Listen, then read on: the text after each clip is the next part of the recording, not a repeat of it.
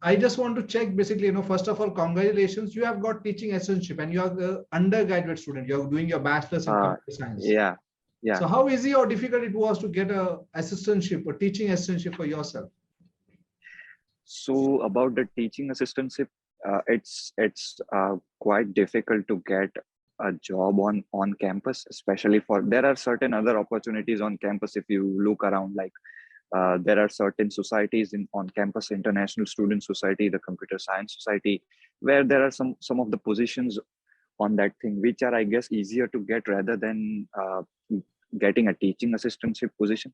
But in my case, my university was taking a transition from online studies to offline studies, and they were not able to completely do it offline because of COVID situation, because COVID was still there for some time, right? It's not over yet. So university was planning to do half online and half offline. Like they are letting students choose what you want to do. Like if you want to go for online, you can select an option of the class which you can attend the lectures online. And if you want to go offline, you want to come to the campus, you want to come to the class, you can take that option. So a student sitting in a class or a student sitting on home, both will be able to attend the lecture at the same time. So there were certain positions out there for that job. It's called high flex T. So I got a notification from my computer science department that there are certain positions available for this. So you can apply on that. So basically I get on the website, I uploaded my transcripts and I applied to that. And after some time, I got a reply from the department that there is a course which needs a high flex TA. If you want to do it, I said yes, I would definitely do it. And then they gave me the required training to help professor. So basically, my job as a high flex TA is to maintain the equipment, like basically maintaining the online platform for the lecture. Like the camera is working, the audio is coming, the people online are able to see the screen, and if they had any questions and the professor is not able to answer, then I may need to answer that also. So that are the basic duties of me as a high flex TA. And because it was a high flex teaching assistantship position, I think I got it. Otherwise, there is another teaching assistantship position in which you help students solve the assignments, you help them understand certain topics about the course, you help them to prepare for midterms or stuff like that. So that is also a teaching assistantship position, but I guess that's not very easy to get. You need to score good grades above 85 or 90 in that course. You need to apply for that. You should have a good cumulative GPA, and if you fulfill those requirements, then you may get that that position. And in that also, many students, like all the students, apply for that position because the notification goes to all of the undergrad students. So basically they all gonna apply. The competition in that position is way too much high. So if you have grades like above 85 or 90, you may try that, you may get that. But yeah, that's a different position from which I got as a high flex TA. Yeah, but my position is also a teaching assistantship position, and I was having good grades in some of the computer science courses in my first year.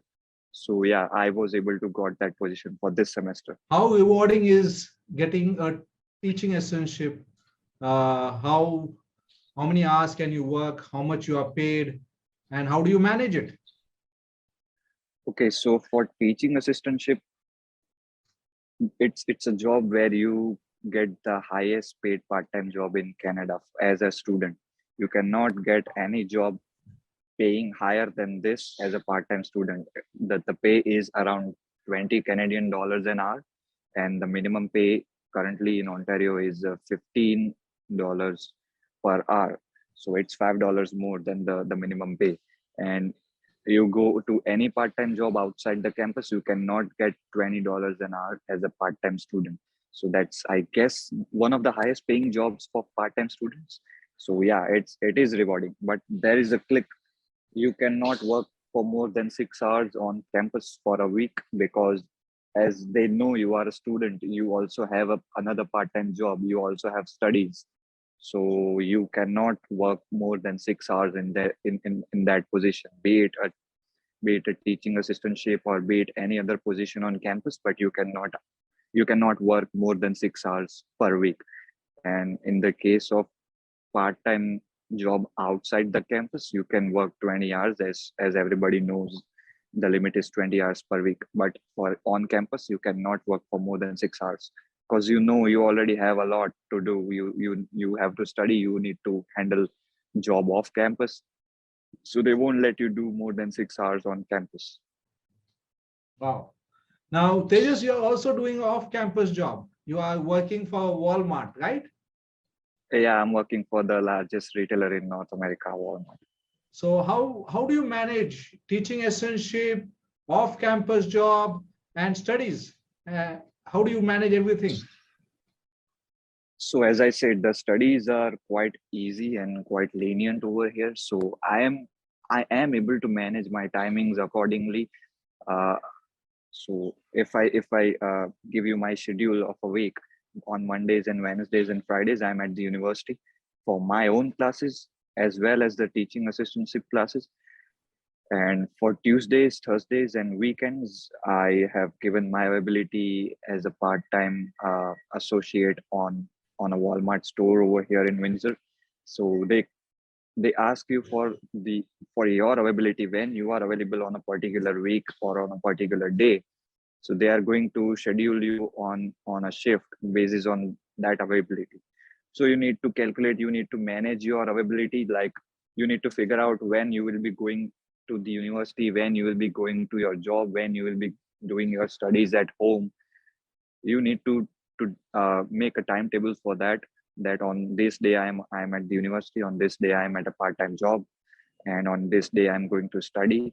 But yeah, for some of the days, I guess I have to tell you that you may need to sacrifice either in the part-time job, either in your studies, because there are certain situations which you cannot meet both the ends. Basically, you cannot go to a job if you have a classes on that day, or if you want to go on job, then you cannot go to classes.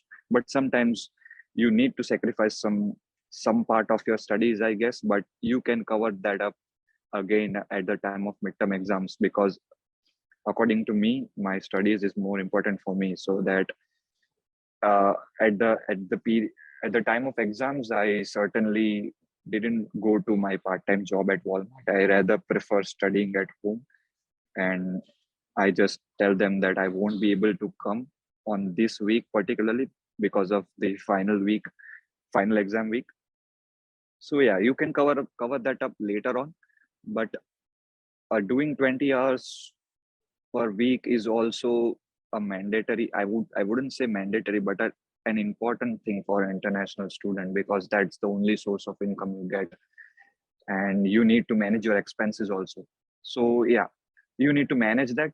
Basically, you need to make a timetable for that, and accordingly you need to follow that. You need to figure out where you are, when you are going to university, when you will be going to job. Yeah, so that's how you figure out. You need to manage time a lot, but I guess once you come to Canada, you'll have great time management skills. You have to,